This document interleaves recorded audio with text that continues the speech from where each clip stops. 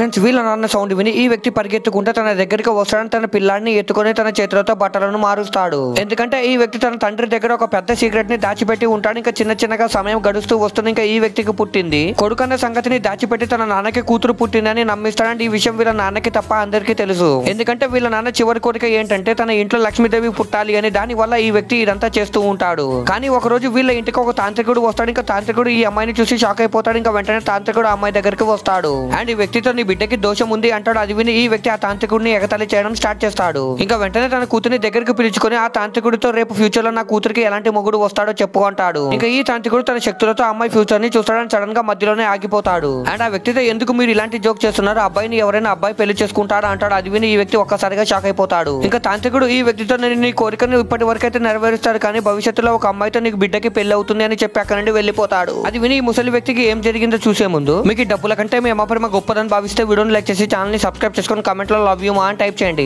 చివరికి ఈ మాటలన్నీ విన్న ఈ ముసలి వ్యక్తికి హార్ట్ అటాక్ వస్తుంది.